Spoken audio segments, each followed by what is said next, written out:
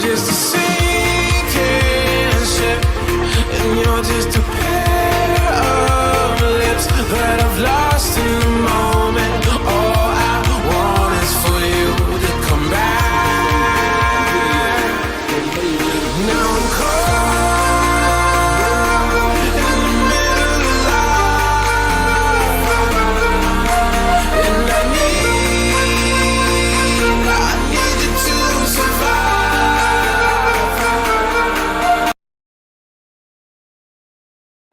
Greetings, everyone, and welcome to another edition of the Red Pill Diaries. And as I promised, my guy Alex Krainer would be on the show. Here he is, right here, live in living color. How's it going, Alex?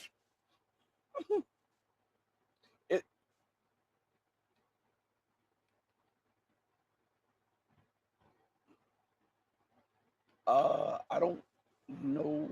Let's see. It says your mic is muted. Try going out and coming back in, and maybe it'll pick up. So everybody, I told you we would have Alex back on the platform. It's just a mix up of schedules. That's all. So he's going out and he's coming back in. Everybody, but thank you all for joining me on the most powerful platform for truth bar none on God's green earth. And I just want to he's back in. Let's see if it'll pick it up. Alex, are you there now? I got him. Okay, we'll do this. Hold on one sec. Now we'll join and we'll remove this one. I can't hear you. I don't know what it's on your end, not on mine. Oh, okay. All right, we'll remove this out of the way. I'll remove that. So everybody, we're moving this out of, and he's gonna come in through his phone. Okay. We are. Hold on one second, everybody. So again, okay, so remove. Let's go back.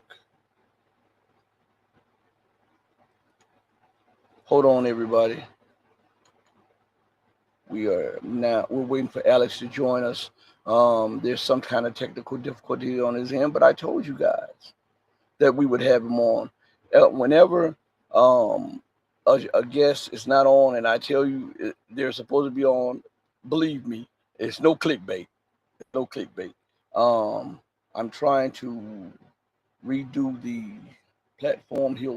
He's trying to join us through his phone. So give it a second, okay? Because we need to talk about this new paradigm. Why won't this leave the screen? Remove this, okay? There we are. Let's see now. Let me hold on, everybody. We got it. We're back. All right, there we are. All right. So as we wait for Alex, we'll talk about something. Hopefully we won't wait for him 10 or 20 minutes. So because I don't want to get into really rolling without Alex on the platform, because there's some things I need to ask him his opinion on. But again, everybody, thank you all for joining me on the most powerful platform for truth bar none on God's green earth. This is your platform for education, elevation, and edification. This is the Red Pill Diaries. And you may see me holding my arm to the side a little bit.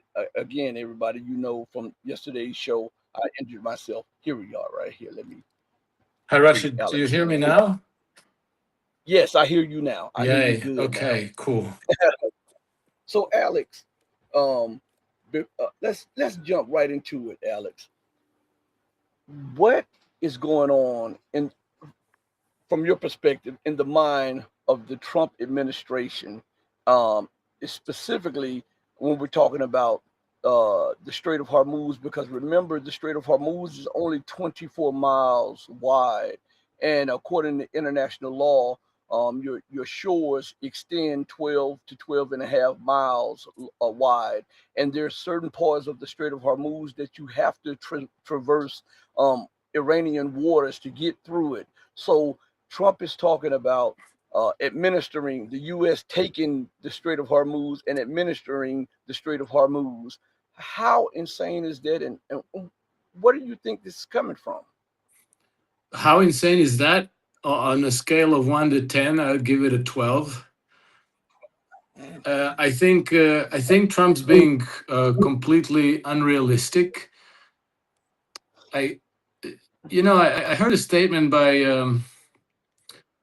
Lindsey Graham where he claims that he spent like 4.5 hours talking to Trump, and this is what they came up with. And I don't think either one of them has any idea of what they're talking about. I mean, how are you going to do that? Because you would have to do it by force. And you don't have the force. I mean, we're talking about the same force that spent 20 years trying to get Afghanistan under control against the Taliban. And they failed, and they had to withdraw with their tails between their legs. And now they're going to go against Iran, and they're going to arrest the Strait of Hormuz for them. I don't know what they're thinking. I really think it's just wishful thinking. And then Trump bloviating whatever happens to be on his mind at that moment. Well, do you think that's just a symptom of Trump, or do you think that permeates in throughout the entirety of the administration? Because you have braggadocious war secretary, you have a braggadocious secretary of state who is also the national security advisor. You have ill thought through policies by all of them, and yet everybody always says that Trump is out of his mind. But from where I stand, you surround yourself with people that think like you. Every week, these strange white crates leave a high security by all of them, and yet everybody always says that Trump is out of his mind. But from where I stand, you surround yourself with people that think like you. Yeah, unfortunately, Rashid, I think it's not even about Trump at all. You know, Trump bought into this policy. He owns it. But this is not his policy. This has been the policy of the United States government and British governments for decades now. They've been, taking control of Iran, installing a compliant puppet regime, has been on the agenda for decades. And we know that since the 9/11 attacks, since 2001, they had Iran on the list of 7 countries to take down as the last one, and they intended to do it within 5 years, so that puts it at 2006, and they haven't succeeded yet. 10 times mythology. The Jews are foreseeing 2 messiahs. One would be the forerunner, and this doesn't make any sense at all. I'm just telling you what their narrative is. It's completely insane. So don't bother making sense out of it. But basically, there will be a forerunner messiah, which then they decided it doesn't really have to be Jewish. He can be a Gentile. And then there will be the real Messiah. And so the forerunner would be Ben Joseph, and the real deal would be Ben David, including in their underwealth to colonize, to exact tribute. And for whatever reason, this seems like a rule of empires. This always happens. British Empire, Roman Empire, Spanish, French, you name it. It's always like this. And people in his administration have thought things through. But somehow all of those things got jettisoned in favor of foreign wars. Again, amazing. Thank you, Alex, again, man, for this. I'll send you the video after the show. Hey, be safe out there. I really appreciate it. Thank you for having me, and thank you for your patience, Rashid. And I'll see you the next time. All right, salute. Everybody, listen.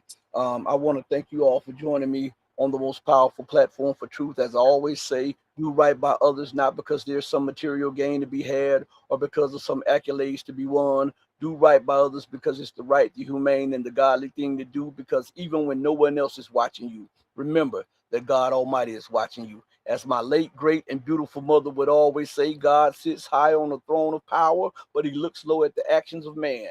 Know that I love each and every one of you who loves truth, but know that the love that I have for you will always pale in comparison to the love that the divine supreme being, God in person, has for you. Until we next speak again, stay strong, stay true, but above all things, remember this: stay righteous, because righteousness is the only thing that's going to get us out of here. Hit the like button and subscribe. YouTube continues to play with my numbers. Hey, mama, your baby boy loves you more than life. Thank you, everybody, for joining me. Peace.